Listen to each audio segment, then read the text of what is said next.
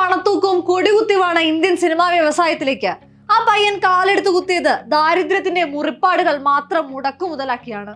അത് സിനിമയോടുള്ള അവന്റെ അടങ്ങാത്ത ആവേശം കൊണ്ടൊന്നുമല്ല, ഇനിയും തോറ്റു കൊടുക്കാൻ വയ്യാത്തത് കൊണ്ടാണ്. നഷ്ടങ്ങൾക്ക് ജീവിതത്തിൽ ഭാരമേറി വന്നതുകൊണ്ടാണ്. താമസിക്കുന്ന മുറിയുടെ വാടകയെങ്കിലും സ്വന്തമായി നൽകുകയെന്ന എളിയ മോഹമൊന്നുമല്ല അവൻ അപ്പോഴും ഉള്ളിലുണ്ടായിരുന്നത്. താരത്തിളക്കമുള്ള ആ ആഡംബര നഗരത്തെ പൂർണ്ണമായും സ്വന്തമാക്കുകയായിരുന്നു ലക്ഷ്യം. തിയേറ്ററുകൾക്ക് പുറത്ത് ആ ഐലൻഡ് സിറ്റിയുടെ വലിപ്പം കണ്ട് അന്താളിച്ചു നിന്ന 23കാരിൽ നിന്നും ഈ ഭൂഗോളത്തിൽ ഏറ്റവും മൂല്യമുള്ള താരത്തിലേക്ക് വളർന്ന ആ പയ്യൻ ഇന്ന് ഒരു ദേശീയ പുരസ്കാരത്തിന്റെ കൂടെ ശോഭയുണ്ട്. തലസ്ഥാന നഗരിയിലെ ഒരു അഭയാർത്ഥി ക്യാമ്പിൽ നിന്നും ലോകത്തിന്റെ ഉച്ച കീഴടക്കിയ ഒരു കിങ്ങിന്റെ ഗർവുണ്ട്. നീണ്ട 37 വർഷത്തെ അഭിനയ ജീവിതത്തിന്റെ ഇപ്പുറം ഇന്ത്യൻ സിനിമയുടെ ബാദ്ഷായുടെ കൈകളിലേക്ക് വന്നു ചേരുന്ന മികച്ച നടനുള്ള ദേശീയ പുരസ്കാരം. 59-ാം വയസ്സിൽ ബോളിവുഡിന് രാജാവിനെ തേടിയെത്തുന്ന ചെങ്കോലും കിരീടവും. SRK, you deserve it much earlier.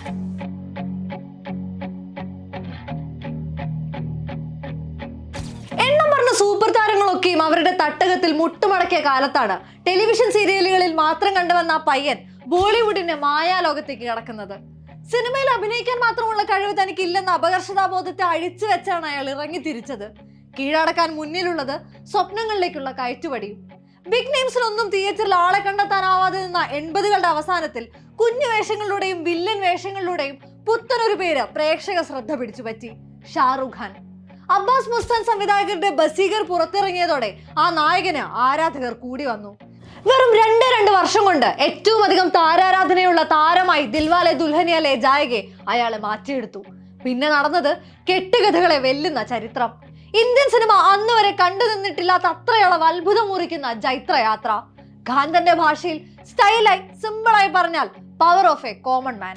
90കളുടെ അന്ത്യത്തിൽ കരൺ ജോഹറിനൊപ്പം ഷാറുഖ് ഒരുക്കിയെടുത്ത ഒരു കാമുക ഭാവമുണ്ട്. അവിടെ നിന്ന് അങ്ങോട്ട് അയാളുടെ പ്രതിച്ഛായയായി തന്നെ അത് മാറി. പുറകോട്ട് ചാഞ്ഞ് കാൽമുട്ട് ചെറുതായി മടക്കി കൈകൾ രണ്ടും ഇരുവശങ്ങളിലേക്ക് വിരിച്ച് നിവർത്തിയെടുക്കുന്ന ഷാറുഖ് ഖാന്റെ സിഗ്നേച്ചർ പോസ്റ്റർ പതിറ്റാണ്ടുകളായി മണ്ണിൽ ഉണ്ടാക്കിയെടുക്കുന്നത് അടങ്ങാത്ത ആവേശമാണ്.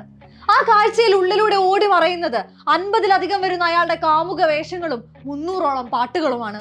ദത്തുപുത്രനായും വളർത്തുപുത്രനായും എത്ര വളർന്നാലും അമ്മയിൽ നിന്ന് അകലാത്ത മകനായും ഷാറുഖ് എളുപ്പം കുടുംബ പ്രേക്ഷകരിലേക്ക് പടർന്നു കയറി. കുച്ചു കുച്ചു ഹോത്താ ഹൈ, കഭി ഖുഷി കഭി ഗം തുടങ്ങി ജവാൻ വരെയും അയാളുടെ സിനിമകളിലെ മാതൃബന്ധം വൈകാരികമായി തുടർന്നു. ആ മാതൃത്വം അയാൾക്ക് സമ്മാനിച്ച സ്നേഹത്തിന്റെ തുക അളവറ്റതാണ്. അതിനുദാഹരണമായിരുന്നു കോർപ്പതി വേദിയിൽ പ്രകോപിപ്പിക്കാൻ ശ്രമിച്ച മത്സരാർത്ഥി നിങ്ങൾ ചെക്ക് തരുമ്പോൾ ഞാൻ തിരികെ ഹഗ് ചെയ്യില്ലെന്ന് പറഞ്ഞതിന് SRK നൽകിയ മറുപടി: എങ്കിൽ ഞാൻ ഈ ചെക്ക് നിങ്ങളുടെ അമ്മയ്ക്ക് നൽകാം, അവർ തീർച്ചയായും എന്നെ കെട്ടിപ്പിടിക്കുമെന്ന് സധൈര്യം ആ മനുഷ്യന് പറയാൻ സാധിക്കുന്നത് പ്രേക്ഷക മനസ്സിൽ പടുത്തെടുത്ത പ്രതിച്ഛായയുടെ പിൻബലത്തിലാണ്. ബോക്സ് ഓഫീസിന് എന്ത് വേണമെന്നതുപോലെ തന്നെ തനിക്ക് എന്ത് വേണമെന്നതിനും കിങ് ഖാന് വ്യക്തമായ ധാരണയുണ്ടായിരുന്നു.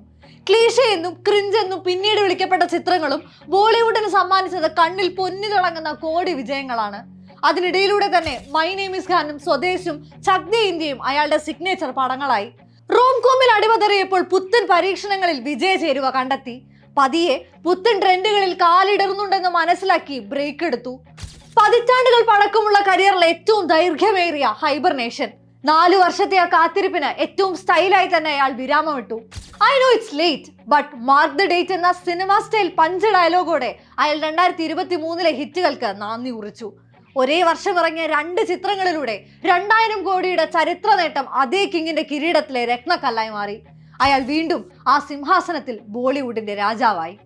പ്രൗഢിയേറിയ ഈ യാത്രയിലും സംഘപരിവാർ ഹാൻഡിലുകൾ അയാളെ വെറുതെ വിടാൻ തയ്യാറായില്ല. ഓരോ റിലീസിലും അയാൾക്കെതിരെ കാരണങ്ങൾ കണ്ടെത്തി ബോയ്ക്കോട്ട് ആരോപണങ്ങൾ ഉയർത്തി. മകൻ ആര്യൻ ഖാനെതിരെ ലഹരി കുറ്റം ചുമത്തപ്പെട്ടപ്പോഴും പിന്നീട് കുറ്റവിമുക്തനാക്കപ്പെട്ടപ്പോഴും സൈബർ സ്പേസുകൾ അയാളെ കൂട്ടമായി ആക്രമിക്കാനെത്തി. പത്താനിലെ വസ്ത്രത്തിലെ കാവ്യ നിറത്തെ ചൊല്ലി സംഘകൂട്ടം ഉണ്ടാക്കിയെടുത്ത വിവാദങ്ങളിൽ ഒരു ബാൽക്കണിയിൽ നിവർന്ന ദീപികയുടെ വിരലിനൊപ്പം ഷാറുഖ് കൂട്ടാളിയായി നിന്നു. ലതാ മങ്കേഷ്കറിന്റെ മൃതദേഹത്തിനടുത്ത് നിന്ന് പ്രാർത്ഥിച്ച ഷാറുഖ് ഖാനെതിരെയും വിദ്വേഷം തുപ്പാൻ വലത് ഹാൻഡിലുകൾ മറന്നില്ല. എല്ലാ ചാപ്പകുത്തലുകൾക്കും ഒടുക്കം ജവാൻ എന്ന ചിത്രത്തിലെ പ്രകടനത്തിന് ഈ രാജ്യം അയാൾക്ക് ബഹുമതി നൽകുമ്പോൾ ഇത്ര കാലവും അയാളോട് ചെയ്ത അനീതികൾക്കുള്ള ഏറ്റവും ചെറിയ പ്രായശ്ചിത്തം കൂടിയാണത്. രാജ്യത്തെ മികച്ച നടനെ അടയാളപ്പെടുത്താൻ സർക്കാർ സംവിധാനങ്ങൾക്ക് നീണ്ട 37 വർഷത്തെ സമയം വേണ്ടി വന്നിരിക്കാം. പക്ഷെ ഈ നാട്ടിലെ 145 കോടിയിലധികം വരുന്ന ജനതയ്ക്ക് പതിറ്റാണ്ടുകളായ അയാൾ കിങ് ഖാൻ ആണ്. ഒന്നുമില്ലായ്മയിൽ നിന്നും ഒരു കിങ്ഡം പടുത്തെടുത്ത സുൽത്താനാണ്.